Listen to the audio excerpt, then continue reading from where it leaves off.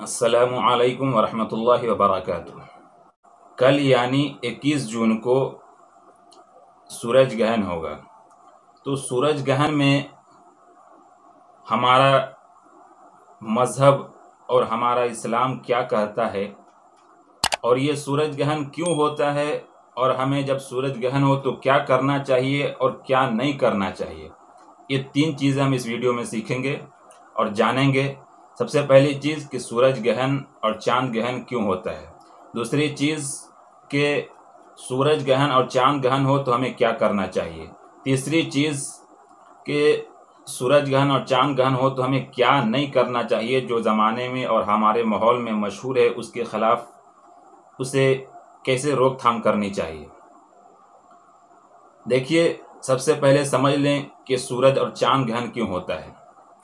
پہلے زمانے میں ابتدائی اسلام میں باطل عقیدہ یہ تھا، جب اسلام نہیں آیا تھا، جب حضور پاک علیہ السلام نہیں آئے تھے، تب سے یہ عقیدہ چلا آ رہا تھا کہ جب کوئی بڑی شخصیت، جب کوئی عظیم شخصیت مر جاتی ہے، انتقال کر جاتی ہے، تو اس شخصیت کے مرنے کی وجہ سے سورج گرہن یا چاند گرہن ہوتا ہے۔ لیکن یہ باطل عقیدہ تھا۔ ہمارے آقا و مولا جناب محمد الرسول اللہ صلی اللہ علیہ وسلم جب اس دھرتی پر مبعوث ہوئے تو انہوں نے بتایا کہ یہ عقیدہ باطل ہے، یہ عقیدہ فاسد ہے۔ بلکہ کیوں ہوتا ہے، اس کا فیصلہ آقا مدنی صلی اللہ علیہ وسلم نے فرمایا کہ چاند گرہن کسی شخصیت کے مرنے کی وجہ سے نہیں ہوتا ہے۔ اور روایت بخاری شریف میں موجود ہے، ان الشمس والقمر لا يخسفان لموت احد من الناس ولكنهما آیتان من آیات اللہ فاذا رأیتموہما فقوموا فصلوا۔ آقا کریم صلی اللہ علیہ وسلم نے بخاری شریف کی اس روایت میں تینوں چیزیں بتا دی ہیں۔ پہلی چیز یہ بتایا آقا کریم صلی اللہ علیہ وسلم نے کہ اگر سورج گرہن اور چاند گرہن ہو تو تمہیں یہ نہیں سمجھنا چاہیے کہ کسی کے مرنے کی وجہ سے یہ چاند گرہن اور سورج گرہن ہو رہا ہے۔ کیا کہا؟ ان الشمس والقمر لا يخسفان لموت احد من الناس، کہ یہ سورج گرہن اور چاند گرہن کسی کے مرنے کی وجہ سے، انسانوں میں سے کسی کے مرنے کی وجہ سے سورج گرہن اور چاند گرہن نہیں ہوتا ہے۔ وَلَكِنَّهُمَا آیَاتَانِ مِنْ آیَاتِ اللَّهِ، بلکہ یہ اللہ کی آیتوں میں سے 2 آیتیں ہیں، 2 نشانیاں ہیں۔ اللہ تبارک و تعالیٰ کبھی سورج گرہن کر کے، کبھی چاند گرہن کر کے انسانوں کو دکھاتا رہتا ہے کہ یہ بھی ہماری مخلوقوں میں سے ایک مخلوق ہے۔ یہ مخلوق کو دوسرے مخلوق کو نقصان نہیں پہنچا سکتا جب تک اللہ نہ چاہ لے۔ اور اللہ یہ دکھانا چاہتا ہے کہ اتنا بڑا سورج، اتنے بڑے چاند سورج جو چمک رہے ہیں آپ کے سامنے، یہ ہمارے مخلوق میں سے ایک مخلوق ہے۔ ہم جب اسے چاہیں نکالیں، جب چاہیں اسے ڈبو دیں۔ تو یہ اللہ تبارک و تعالیٰ اپنی قدرت کی نشانیاں دکھاتا ہے۔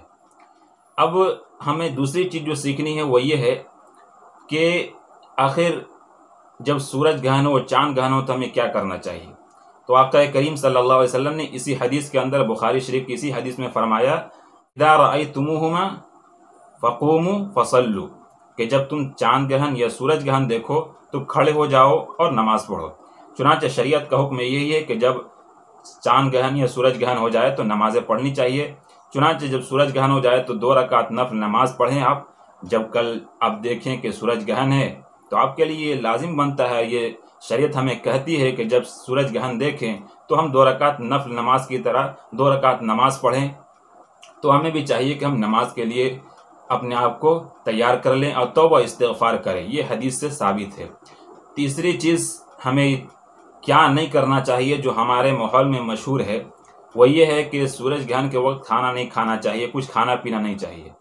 ایسے ہی پیگننٹ عورت، حاملہ عورت، اسے کوئی کام دھام نہیں کرنا چاہیے، حالانکہ اس کے شریعت میں کوئی ممانعت ایسی لکھی ہوئی نہیں ہے، اور شریعت اسلامیہ نے ایسی کوئی حدود بندی نہیں کی ہے کہ سورج گرہن کے وقت یا چاند گرہن کے وقت ایسا کیا جائے۔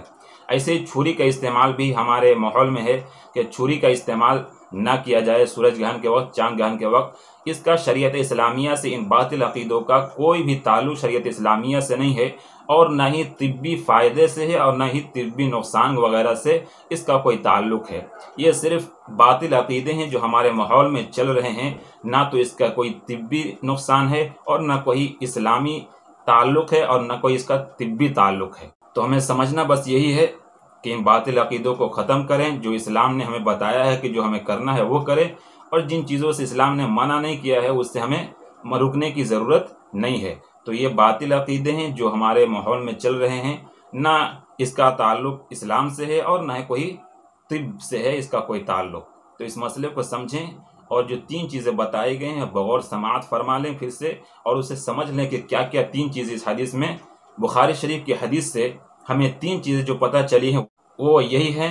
نمبر 1 کہ یہ سورج گرہن ہونا، چاند گرہن ہونا آیات من آیات اللہ کی نشانیوں میں سے 2 نشانیاں ہیں۔ دوسری چیز کہ ہمیں عبادت کرنی چاہیے، توبہ استغفار کرنی چاہیے۔ تیسری چیز یہ جو واہیات چیزیں ہمارے یہاں چلی ہوئی کہ کھانا نہیں کھانا چاہیے، چھری کا استعمال نہیں کرنا چاہیے، تو یہ سب چیزیں ہمیں اس پر عمل کرنے کی ضرورت نہیں ہے، بلکہ کھانا کھا سکتے ہیں، چھری استعمال کر سکتے ہیں۔ یہ سب چیزیں واہیات چیزیں ہیں جو ہمارے ماحول میں چلتی آ رہی ہیں۔ السلام علیکم ورحمۃ اللہ وبرکاتہ۔